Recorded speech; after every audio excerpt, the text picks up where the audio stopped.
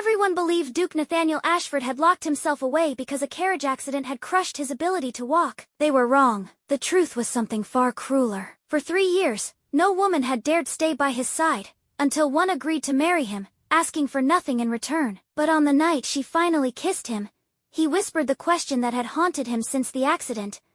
"I'm still a man. Do you believe I can't love you the way you deserve?" What she said next didn't just heal his heart. It uncovered a secret that had been stealing far more than his ability to walk. Before we begin, subscribe and tell us where you're watching from. Now, let's begin. Elena Whitmore was 19 when both her parents died within the same winter. Her father from fever, her mother from grief that followed too soon after. Left behind were her younger brother Thomas, 14, and her little sister Grace, 9. Elena became their whole world overnight. Her father's cousin, Reginald Ashford, no relation to the Duke by blood, only by old family alliance, saw an opportunity in her grief. He petitioned the courts, claiming an unmarried woman had no right to guardianship or estate control. If he won, Thomas and Grace would be ripped from her, and everything her parents built would fall into his hands. Elena had one way to stop him: marriage. A married woman held legal standing an orphaned girl never could. That's when the proposal arrived from Duke Nathaniel Ashford, a name Reginald himself had unknowingly connected her to, never realizing the Duke wanted nothing to do with him either. Nathaniel had once been the most celebrated young Duke in the county, until his carriage overturned on a flooded bridge, killing his driver and leaving his legs lifeless beneath him. Every noble family that once pursued him vanished within months. He stopped waiting for love and simply waited for silence. So when Elena accepted his proposal without asking for wealth or promises, he was certain she hadn't understood what she was agreeing to. On their wedding night, he placed a signed paper in front of her. "This grants you complete freedom," he said. "You'll never be expected to share my bed. If you ever wish to leave, I won't stop you." Elena read it slowly, then slid it back, unsigned. "I didn't marry you to escape you," she said. "I married you because I keep my word." For the first time in 3 years, someone looked at Nathaniel not as a broken man, but simply as a man. Weeks passed. Elena noticed the manor's strange stillness. Servants who lowered their voices, doors that closed the moment she approached. Yet Nathaniel himself was nothing like the cold recluse rumors described. He was gentle, attentive, quietly kind to her siblings. What confused her was his health. Every evening, his physician, Dr. Whitlock, personally delivered his medicine, and within the hour, Nathaniel's strength would drain away. But the one night Whitlock arrived late, Nathaniel spent hours reviewing estate papers with sharp focus and a steady hand. Elena began watching closely. And she wasn't the only new face paying attention. The manor's old housekeeper, Mrs. Pemberton, had served Nathaniel's late mother for 30 years. She noticed Elena's questions were never about titles, only about Nathaniel. One evening, dying from a long illness, she pressed a small brass key into Elena's palm. "The East Record Room," she whispered. "Reginald must never reach it before you."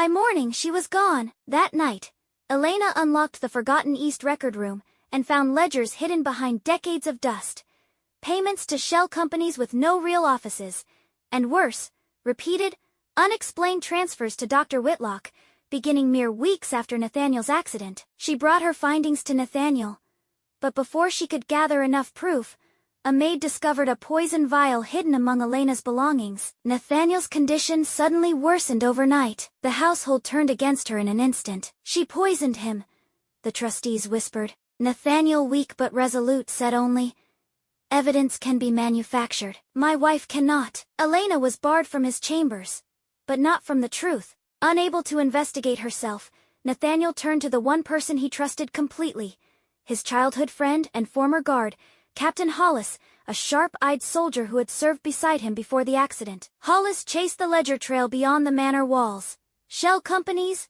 falsified records, clerks too frightened to speak, until one by one, they finally did. Meanwhile, at night, Elena discovered Nathaniel's true secret. He'd been secretly training himself to walk again in the manor's abandoned ballroom, gripping worn wooden rails, collapsing again and again. Not for pride, but because he'd promised himself he would one day give her a proper wedding dance. Watching him fall and rise, alone, night after night, Elena felt every wall around her heart quietly break. Reginald knew the evidence was closing in. In desperation, he had Elena taken from the road before dawn and brought to an old hunting lodge. A forged document waiting on the table. One that would hand him full control of the estate. "Sign it," he demanded. "Or your brother and sister lose everything." "No," Elena said, calm and unshaken. Miles away, Captain Hollis burst through Nathaniel's study with the final piece of proof. Dr. Whitlock's own handwriting, confirming payments to slowly poison the Duke and keep him weak. Keep him dependent, keep Reginald in control. Nathaniel didn't hesitate. He ordered his carriage and followed the trail himself.